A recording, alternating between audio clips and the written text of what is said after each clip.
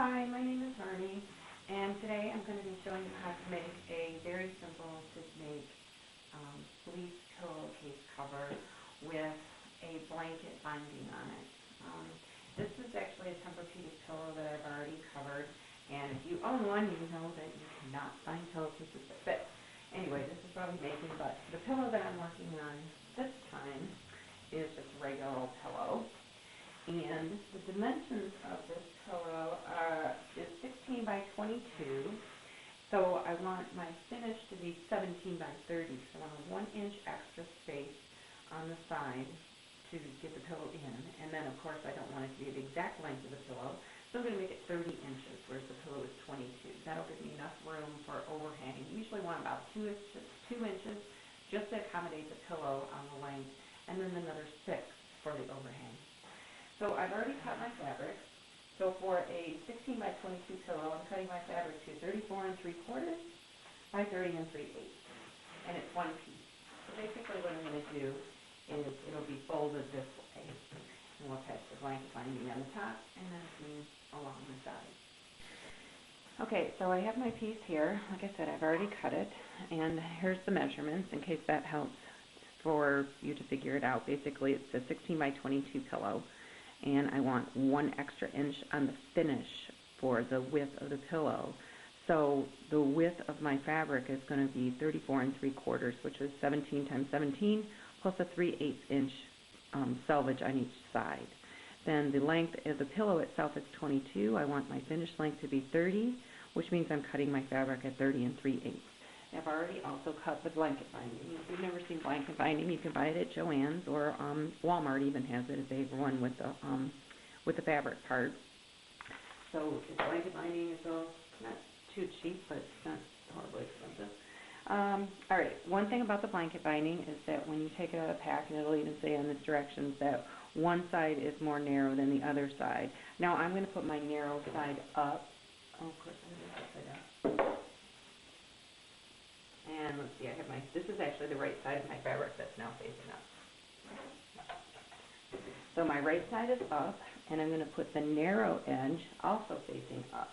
But before I do that, I'm going to pink the ends of this, and I've already done this end, with my pinking shears, just because you can see how it's starting to fray there already. I think it's the other side. And I'm also going to use a little bit of spray rock on the edges. So you just sort of put that on there. And that'll dry and you won't see it. And if you don't have this stuff, you can overcast the edge of that, or I'm sure once it's all sewn together it won't affect your pillow. Just a little pencil with stuff. Okay, so the next thing I'm going to do, like I said, is with the narrow side up on my blanket binding, I'm going to put it into, now of course the blanket binding is cut to the exact same measurements as your fabric, and we're going to put that along what is the opening. So the opening is double the size of your pillow, plus your 3/8 of an inch selvage on each end for your hem allowance.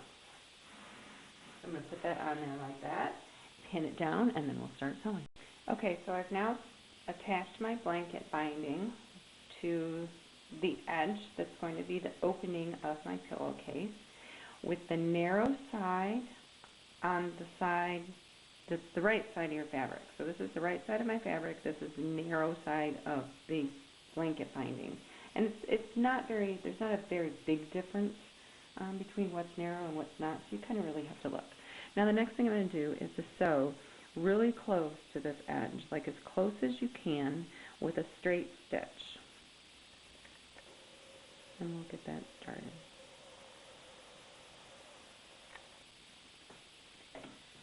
So I have my straight foot on there to help me, because it seems to be a little bit better than an open foot or stuff like this. And don't forget to back stitch, secure your end, and then just go along right on, as close, like I said, as close as you can to that edge there. And just keep traveling all the way to the end, and then back stitch when you get to the other end. Okay, I now have finished attaching my blanket binding to the opening of the pillowcase. And the next thing that I'm going to do is fold it in half. Now, if this were not fleece and it were a fabric that would come unraveled, you would want to do an overcast seam around the edges so that it wouldn't come unraveled and get all nasty over time because you wash pillowcases quite a bit. So what I do is, this is the right side, you can't really tell that, but you want to fold your right sides together so the wrong sides are out and right sides are together. And then you're going to pin the two edges, the long edge here and then the short edge. You want to start pinning at the top by the blanket binding, making sure that it lines up really perfectly at the top, because that'll be the show spot. And then the rest of it is just line it up, evenly, obviously. And we're going to do a 3/8 inch seam all the way around that.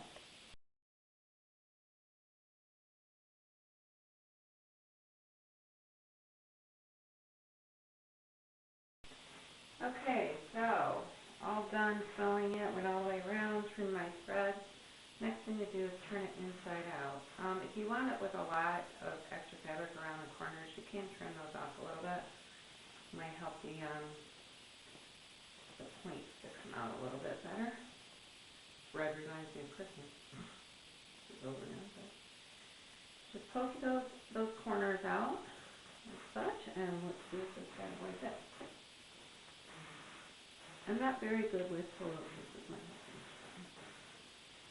I can't put the pillowcases on.